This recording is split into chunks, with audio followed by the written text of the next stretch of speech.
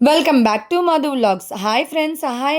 Hello. ఎలా ఉన్నారు? నేనైతే చాలా బాగున్నాను. మరి మీరు బాగున్నారా? ఎగ్ ఫ్రైడ్ రైస్ అంటే చాలా సింపుల్‌రా అని చాలామంది లైట్ తీసుకుంటారు. కానీ ఒక చిన్న మిస్టేక్ చేసిన రైస్ స్టిక్కీగా, ఎగ్ స్మెల్, టేస్ట్ స్మెల్ అన్నీ వస్తాయి. కానీ ఇవాళ నేను చూపించబోయే ఈ ట్రిక్ తెలిస్తే హోటల్‌లో తిన్నట్టు, ఇంట్లో చేసినట్టు అస్సలుండదు. Let us start. Firstly stove వెలిగించుకొని ఒక ప్యాన్ పెట్టుకొని దాంట్లో 3-4 టేబుల్ స్పూన్స్ ఆయిల్ యాడ్ చేసుకోండి.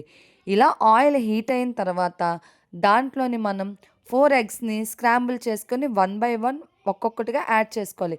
ఇలా యాడ్ చేసుకున్న వెంటనే గరిటె గానీ, ఎలాంటి వుడెన్ స్టిక్ గానీ పెట్టకుండా just 1 minute or half minute gap ఇచ్చాక అప్పుడు పెట్టండి గరిటె.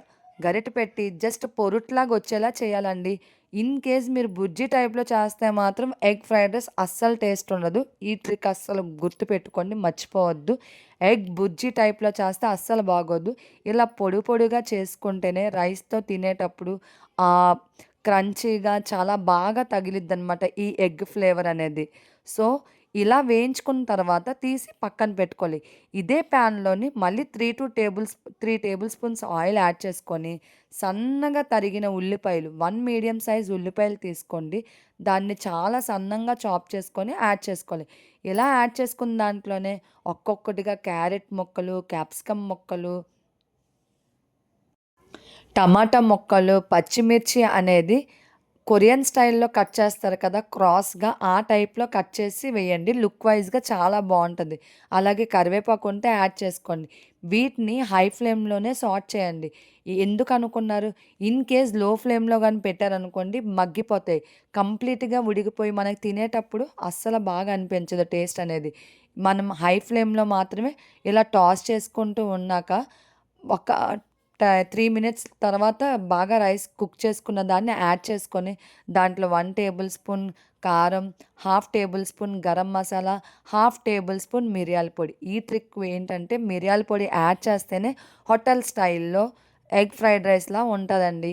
సో, తర్వాత 1 table spoon dark soya sauce, 1 table spoon vinegar ఇలా యాడ్ చేసుకున్న దాన్ని మొత్తాన్ని బాగా కలుపుకున్న తర్వాత మనం వేయించి పక్కన పెట్టుకున్నాం కదా! ఆ ఎగ్ మిశ్రమాన్ని దీంట్లో యాడ్ చేయండి. అలాగే కొత్తిమీరతో గార్నిష్ చేసుకోండి. చాలా అంటే చాలా బావుంటది టేస్ట్ వైస్‌గా. ఈ స్టేజ్‌లో మీరు సాల్ట్ ఒకసారి చూడండి. ఇన్ కేస్ సరిపోతే మాత్రం మీరు యాడ్ చేసుకోండి. అడ్జస్ట్ చేసుకోండి సాల్ట్ అనేది. కానీ పొల్ల పొల్లగా చాలా కారం కారంగా, స్పైసీగా చాలా బావుంటది. నోటికి ఏదైనా తినాలనిపించేటప్పుడు ఇంట్లో కూరగాయలు లేని టైంలో కానీ, అలాగే మార్నింగ్ టైంలోని పిల్లలకి ఏం లంచ్ బాక్స్ రెసిపీ వండాలా అని ఆలోచించే కన్నా, తల బద్దలు కొట్టుకునే కన్నా, ఇలా 5 మినిట్స్‌లో ఈ లంచ్ బాక్స్ రెసిపీ అనేది ట్రై చేసి చూడండి. మీ స్ మీ కిచెన్‌లో ఇది ఫేవరెట్ ఐటెమ్‌గా మారిపోద్ది. అలాగే పిల్లలు కూడా ఇలా ట్రై చేసి పెడితే ఇష్టంగా తింటారండి. అలాగే మార్నింగ్ టైం మనకసలు టైం ఉండదు. ఎందుకంటే, ఓ పక్క పిల్లలకి రెడీ చేసుకోవాలి, ఇంకో పక్క టిఫిన్స్ అన్నీ వేసుకోవాలి, ఓ పక్క లంచ్ బాక్స్ రెడీ చేసుకోవాలి. చాలా హడావిడిగా ఉంటది. ఎలాంటి హడావిడి లేకుండాన ఇలా ట్రై చేసి పిల్లలకి పెట్టండి. చాలా ఇష్టంగా తింటారు.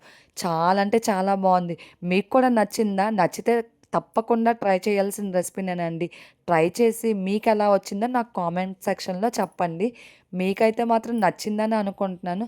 వీడియో ఎండ్ వరకు చూసారు కాబట్టిగా ఒక్క లైక్ ఇచ్చుకోండి. అలాగే మా ఛానల్‌ని సబ్స్క్రైబ్ చేసుకోండి. ఈ వీడియో నచ్చితే మాత్రం మీ ఫ్రెండ్స్ అండ్ ఫ్యామిలీ మెంబర్స్‌కి షేర్ చేయండి. Thank you for watching.